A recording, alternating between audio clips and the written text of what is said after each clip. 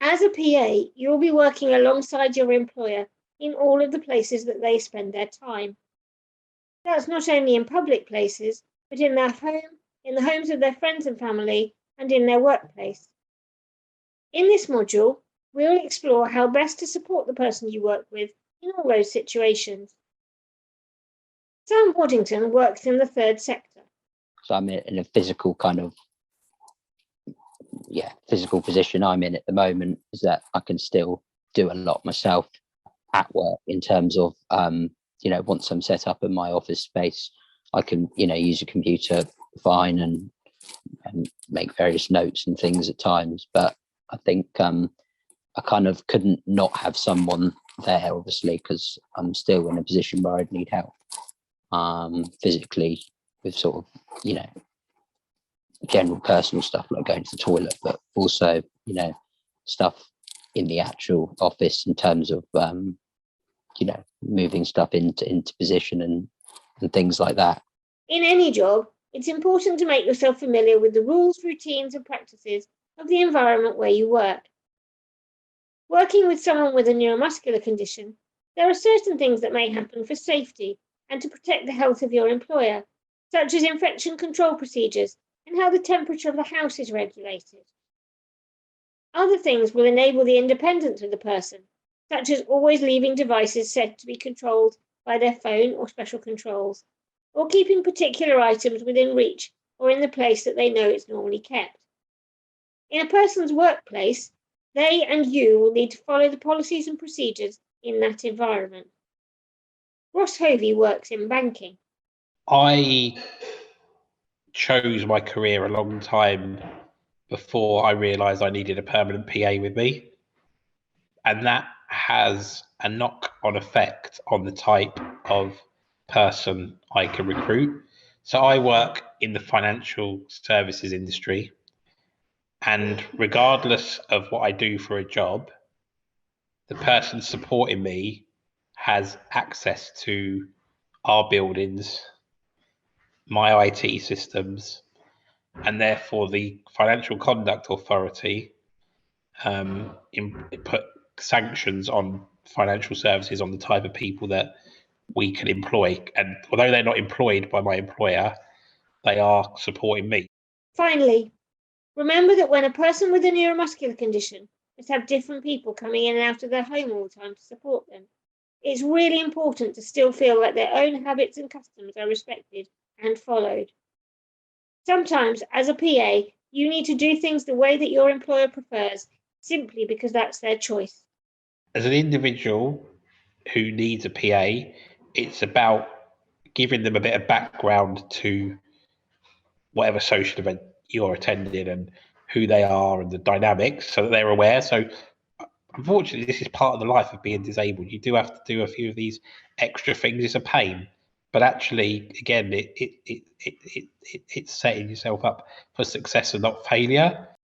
As well as how things are done, you will gradually become familiar with when things are typically done.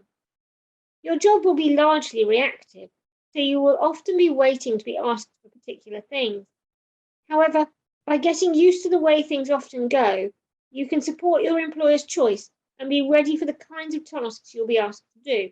Sometimes it's difficult because my house is quite small and stuff, but there's always, there are, different rooms you can go into, and so it's not like, it's not like it's impossible to have space for yourself.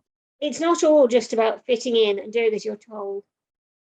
When you've built a strong working relationship with your employer and you've made yourself fully familiar with the routines and systems in their home and workplace, and you've understood the reasons behind them, you can add real value by feeding back about what's easy and not.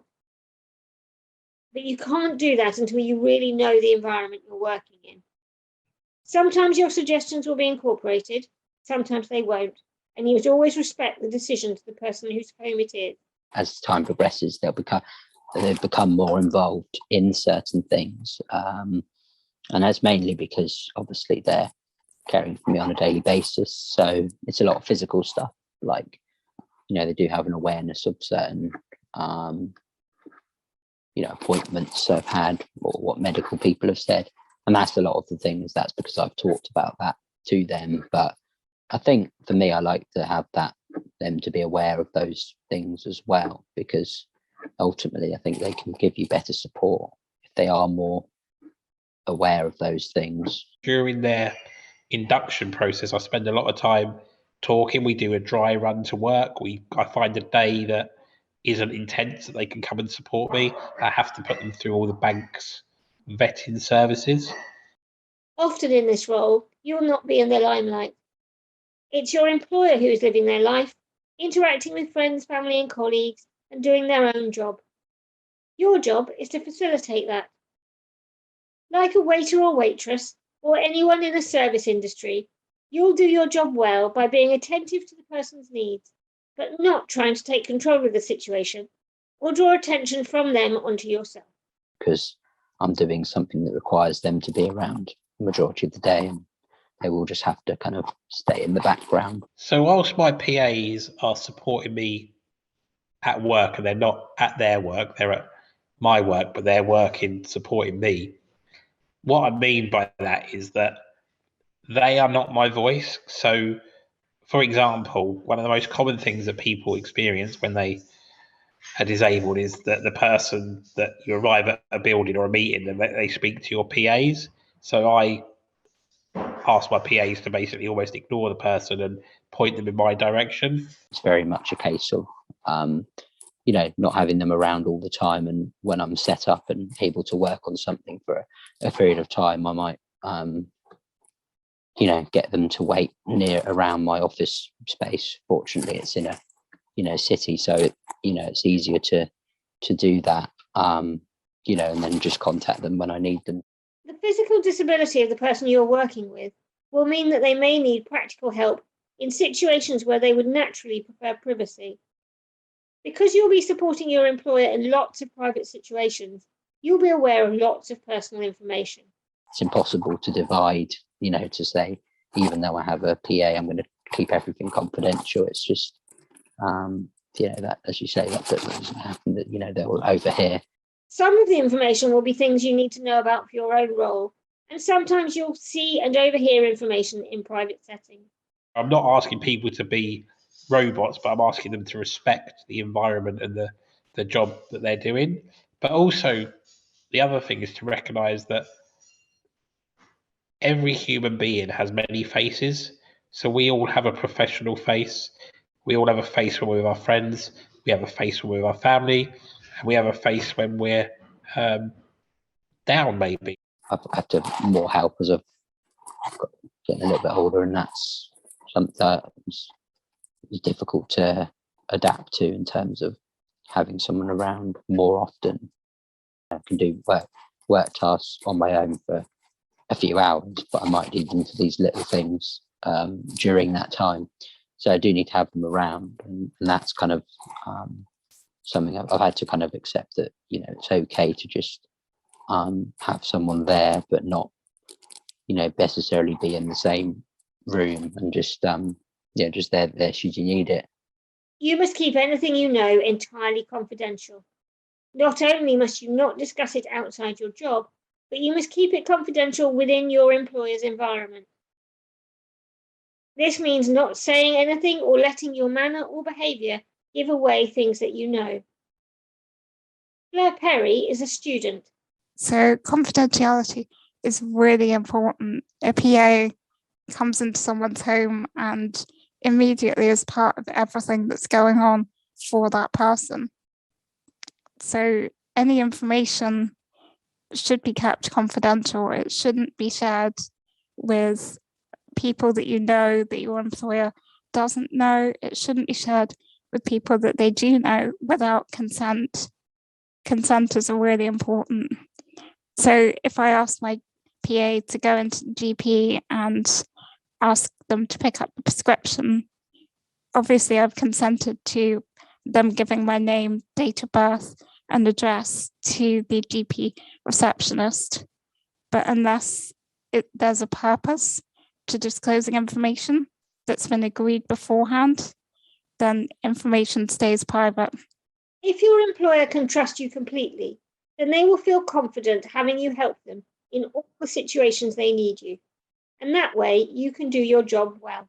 If I'm talking about something to a family member that, they might hear about that, and, so, yeah, you just have to,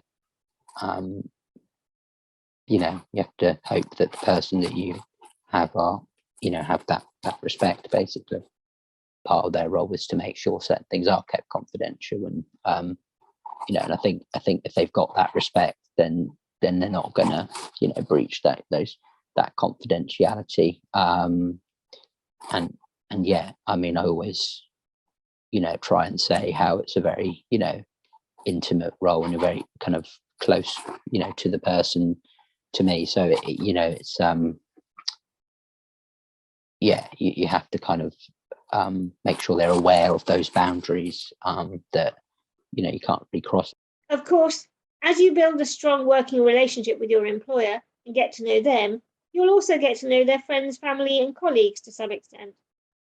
Having extra people around to support an individual can be unfamiliar to some, and you should try to put people at ease about your role when they meet or spend time with your employer.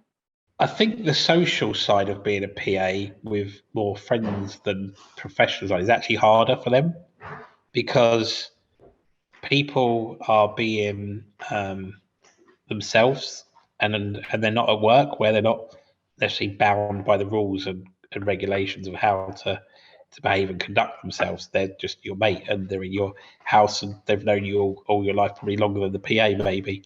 So I think for a PA, it is difficult, and actually your friends are not necessarily the people that they would choose to socialize with. They might have their own type of friend and people that they prefer. I think it's hard sometimes when you need you need support, and you know exactly what you need, and sometimes I guess it can come across as demanding, and you have to kind of think about that too. But yeah, I don't think there's anything wrong necessarily with just saying that I don't need you at this time, and come back later. Essentially it's still the role is about making the person you're looking after feel comfortable, and if to do that it is not being there for a few hours, then most people should be happy to do that. You should maintain friendly professional interaction with the people in your employer's life. Remember, it's the person you work with who has personal relationships with them. It can make it difficult to carry out all the aspects of your role if you form your own personal friendships with their social circle while you're still employed by them. So it's important to maintain that professionalism. If you've got a friend round for dinner, you might be saying, like, do you mind, I need you to cook not only me dinner, but my friend's dinner as well. And then they might feel, do they eat with you? Do they not eat with you? Do they eat separately? When do I need the help? So, like, if my mates around and we're watching the footy, I don't need necessarily the help. I need them in the background, that I might want to text them and say, I need a wee, I need a drink, or like, can you grab something, or can you help me with something?